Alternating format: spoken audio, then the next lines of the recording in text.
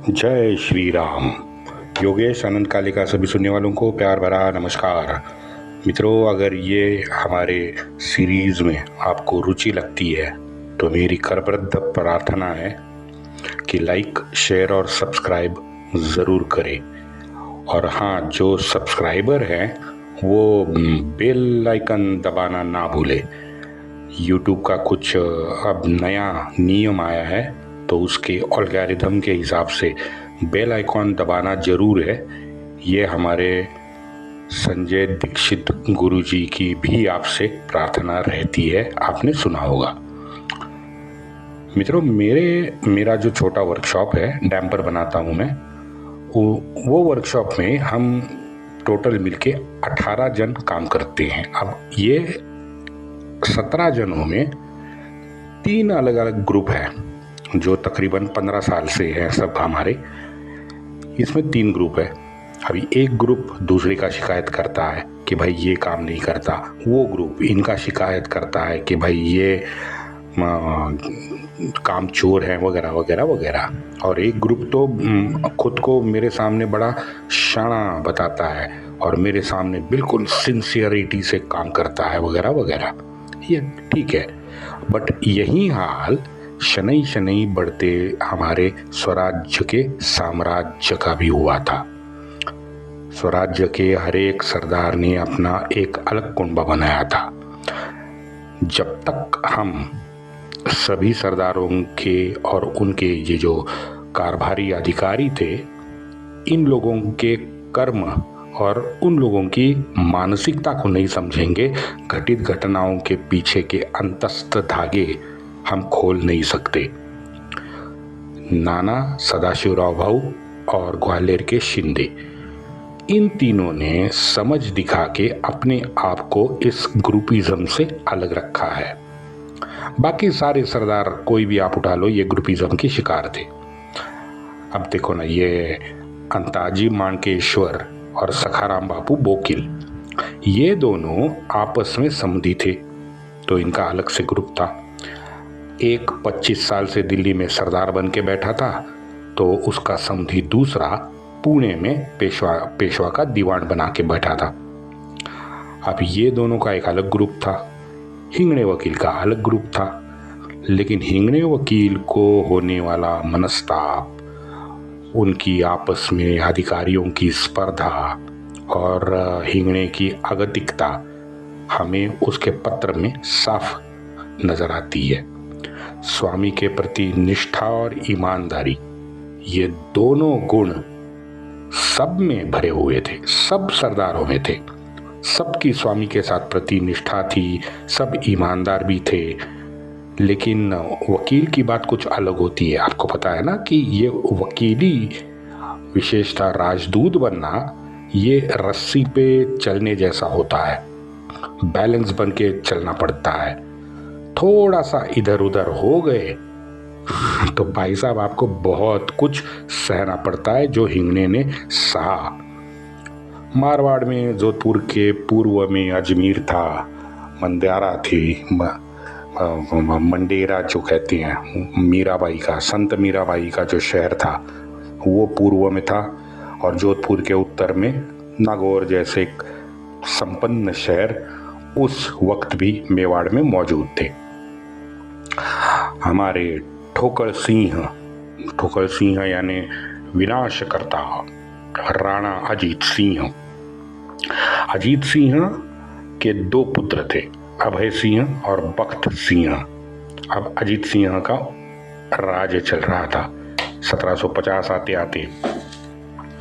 अभय सिंह जी के निधन के बाद उनके पुत्र राम सिंह को किनारा करके अभय सिंह के भाई बख्त सिंह ने राजगद्दी पे कब्जा कर लिया।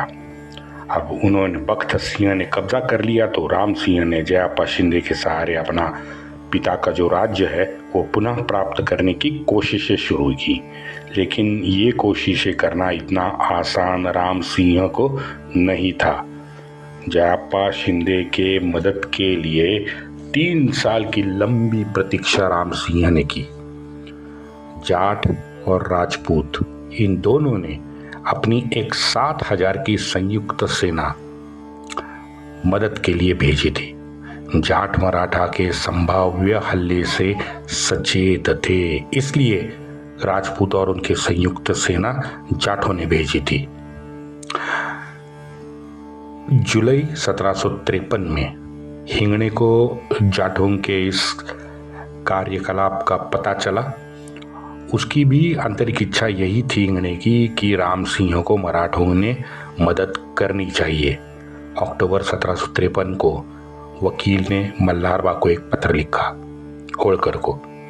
पत्र में कहा कि महाराजा राम सिंह के विश्वस्त जयनाथ पुरोहित और सामंत सिंह हमारे यहाँ दिल्ली आए हुए हैं। अगर कोई आपसे भी विनती करे मदद के विषय में तो कृपया अमान्य ना करे, यानी मान्य करे। शिष्टाचार और थोड़े से कष्ट करके अगर हमारा काम हो जाता है तो उसमें बुराई क्या है? हिंगणे कह रहा है, मेरे विचार से 500-700 मावड़े और एक सेनापति की नियुक्ति अगर मारवाड़ को की जाए तो हमारा कार्य सफल होगा। आपकी प्रतिष्ठा से तमाम राजपूत राम सिंह के पक्ष में आ जाएंगे। मेरे अपने विचार आपके समक्ष रखने का धाड़स मैं कर रहा हूं, बाकी आप समर्थ हो। मित्रों, इसका मतलब ये हुआ कि राम सिंह को मदद करने की मूल में ये हिंगणे वकील की इच्छा थी। हिंगणे वकील राम सिंह के पक्ष में था पहले से, इसलिए उसने पहले होळकर को लिखा। लेकिन होळकर तो माधो सिंह का स्नेही था, जैसे मैंने पहले बताया। तब जाके जयाप्पा को फौजी राघुबा दादा जो हमारे थे, उन्होंने बिना सोचे समझे अनुमति दे दी। तो हिंगणे भी ये अपने जयाप्पा भी मारवाड़ निकल गया। लेकिन जोर तो वकील बापूजी ने ही किया था, यह हमें भूलना नहीं चाहिए। रहा सवाल बख्त सिंह का, तो बख्त सिंह को कुछ सरदारों ने टीका भेज दिया था। जगन्नाथ पुरोहित भी कष्ट में कोई कमी नहीं रख रहा था। सरदारों को अपने पक्ष में लाने के लिए वो भी प्रयत्नशील था। ये जगू पुरोहित राम सिंह का वकील था, जैसे मैंने ऊपर कहा।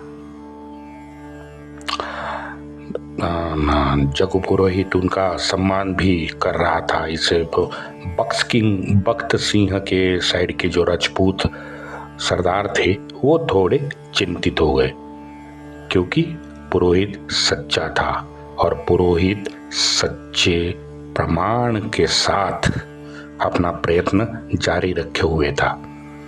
थोड़े ही दिन उसके प्रयत्न को फल आ गया, उसका पक्ष मजबूत होने लगा। अभय सिंह पुत्र राम सिंह जयपुर के ईश्वरी सिंह का जमाई था और ये बख्त सिंह के भाई ईडर की पुत्री का विवाह ईश्वरी सिंह से हुआ था। यानी जयपुर के ईश्वरी सिंह की पुत्री का विवाह राम सिंह से हुआ था और चाचा ईडर की जो पुत्री थी यानी राम सिंह की, वो कौन हो गई? फूफी। तो राम सिंह के फूफी का विवाह ईश्वरी सिंह से हुआ था। 1753 में राम सिंह भक्त सिंह दोनों अजमेर में मौजूद है। उस वक्त ईश्वर सिंह की पत्नी ने अपने चाचा बख्त सिंह से भेंट वार्ता की। उस भेंट वार्ता के बाद परोसे गए भोजन में विष प्रयोग करके बख्त सिंह की हत्या कर दी। ठीक उसी तरह जिस तरह निजाम के बेटे गाजीउद्दीन को भोजन में निजाम अली की अम्मी ने विष देके, यानी गाजी की सौतेली माँ ने गाजीउद्दीन को विष देके गाजीउद्दीन की हत्या कर दी थी, उसी तरह ईश्वरी सिंह के पत्नी ने अपने चाचा बख्त सिंह को लेटा डाला, मार डाला। जेम्स टॉड का कहना है कि अगर भक्त सिंह ना मरता तो मराठा उत्तर में प्रबल कभी भी ना होते।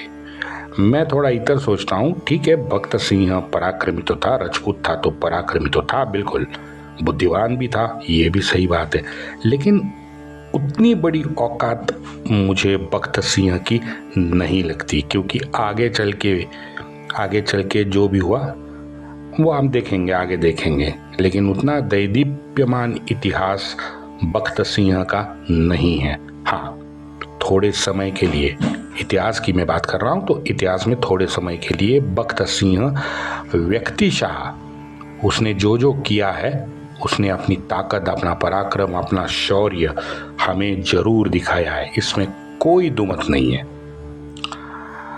अब राम सिंह अकेला दावेदार बचा था, क्योंकि चाचा को मार डाला था, पिता का मृत्यु हो गया था, और बचा वो भक्त सिंह का एक बेटा बचा था, 20 साल का विजय सिंह। इस 20 साल के विजय सिंह ने नागौर, बीकानेर, मेदांता और झालोर, इन संस्थानों को हस्तगत कर लिया। बचा सिर्फ अजमेर, जहाँ पे ये हमारे राम सिंह का कब्जा था। अब वहाँ भी जब विजय सिंह हुड़दंग मचाने लगा तो राम सिंह ने चेताराम वकील से चर्चा की, और उस चर्चा में वकील ने उसको हिम्मत दी। वकील ने कहा कि भाई, मराठों की मुख्य फौज कुंभेरी में है। मल्हार जी तो विजय सिंह के भीषण ही हैं, क्योंकि वो माधव सिंह के परम मित्र हैं।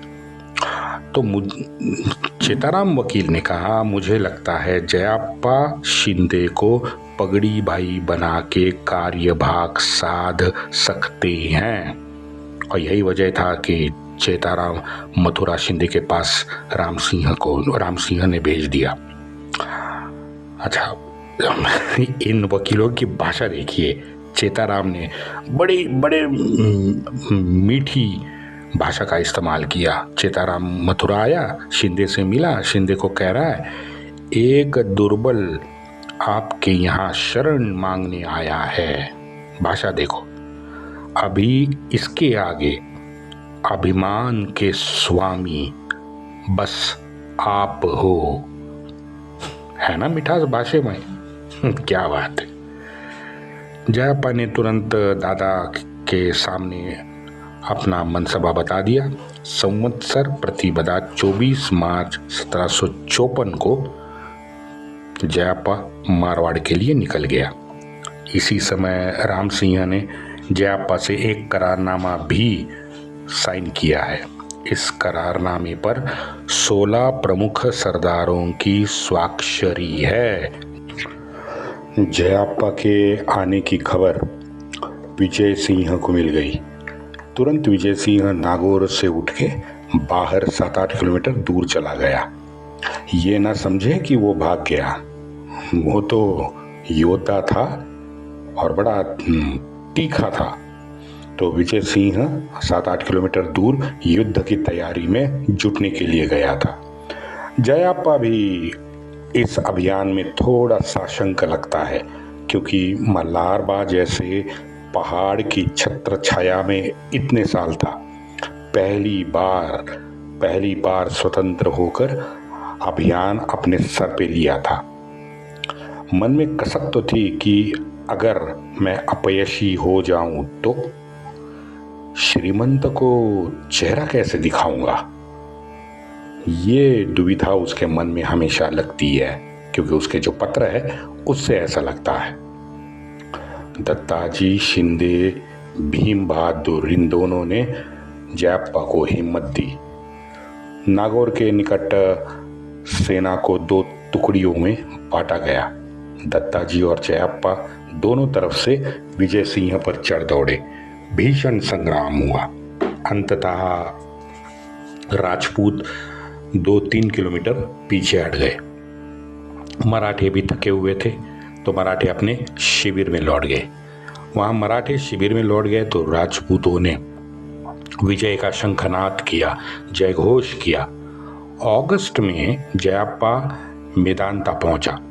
वहां से फिर एक बार हमारे मराठा युवा संताजी बावड़े, शेट्याजी खराड़े और बोईटे, इन तीनों ने 15,000 सेना को लेके विजय सिंह पे मेड़ता के पास धावा बोल दिया।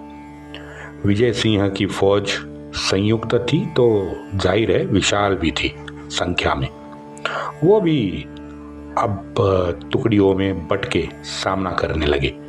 पीछे से मेदांता से जयाप्पा ने जोरदार टक्कर युद्ध भूमि में दी। राठौड़ पीछे हटने लगे। पूरे 3 प्रहर भीषण संग्राम राजपूत और मराठों में चलता रहा। अभी भी लड़ाई का अंत किसी को नहीं दिखाई दे रहा था। जनकोजी शिंदे ने एक चाल चली। सारी फौज जयाप्पा के पीछे लगी और स्वयं जनकोजी मात्र 2,000 मराठाओं को लेके अपने आप को जनकोजी ने अलग किया। जनकोजी एक तीर की तरह राठौड़ के सेना का पश्चिमी भाग तोड़ के आगे निकल गया। पश्चिमी भाग जनकोजी ने काट दिया था। जयाप्पा ने बीचों बीच छेद कर दिया। राठौड़ सेना के 3 हिस्से हो गए। सेना में थोड़ी इससे हड़बड़ भी हो गई। इसका फायदा उठा के जयाप्पा ने चक्राकार पद्धति से उस पूरे राजपूत सैन्य को तितर बितर कर दिया। जनकोजी 3 तीर और 1 तलवार के घाव से जख्मी हालत में लड़ता रहा, क्योंकि अगर जनकोजी वहां उस समय जमीन पे अगर आ जाता तो मराठों की हार निश्चित थी। विजय सिंह तेजी से युद्ध भूमि से निकल गया। बिना रुके लगभग 70-80 किलोमीटर दूर विजय सिंह निकल गया। बखर में लिखा है 40 कोस दूर भागा। 40 कोस कितना होता है? वही 40 कोस तो 150, 140, 150 किलोमीटर के आसपास होगा पूरा, अगर आप गिनती करें तो। यहाँ जयाप्पा ने नागौर में आकर अपना नया मोर्चा लगाया। जयपुर में माधो सिंह से मदद की जयाप्पा ने गुहार भी लगाई थी। पुणे में जाहिर है पेशवा बड़े बेचैन हुए थे। पेशवा लिखते हैं, सर्व विस्तारे लिहित जाने, शत्रु प्रबल आहे। विस्तार से लिखो यार पूरी जो भी हुआ, क्योंकि यहाँ शत्रु बड़ा प्रबल है। मुझे पता है यकायक आपके ऊपर बड़ा प्रसंग आया है। ये शिंदे को लिख रहा है। धैर्य से काम ले। क्षत्रिय के सारे गुण आप में हैं तो वो गुण शत्रु में भी है। समय सूचकता और दूरदृष्टिता दिखा के बुद्धि से काम करे। नागौर में खुद को सजग रखे। अब पेशवा ने सूंघ लिया था कि नागौर में कुछ होने वाला है, क्योंकि आगे चल के जयाप्पा का खून नागौर के पास ही हुआ है। पेशवा ने पहले ही लिख दिया था, नागौर में खुद स्वयं को सजग रखे। आगे जोधपुर के आधे हिस्से पर हमें हक जताना है। हाँ? पूरे जोधपुर के पीछे लग के कलह में वृद्धि ना करे। मारवाड़ थोर विभूतियों का संप्रदाय है। नम्र होकर कार्य सिद्धि करने का प्रयत्न करे। विलंब अगर होगा तो चलेगा, लेकिन कलह को जगह मत दे। 3/9/1754 3 अगस्त का पत्र है ये दोनों लड़ाइयां मित्रों सितंबर-अक्टूबर 1754 में कुछ लड़ी गई, क्योंकि अगस्त में जयाप्पा मथुरा से निकला था। इसके बाद जयाप्पा ने नागौर शहर को घेर के विजय सिंह को गांव में अंदर रहने के लिए मजबूर कर दिया था। दोनों तरफ से जम के गोलाबारी हुई है। वहां नागौर के पास रेती के कारण सुरंग नहीं लगाया जा सकता।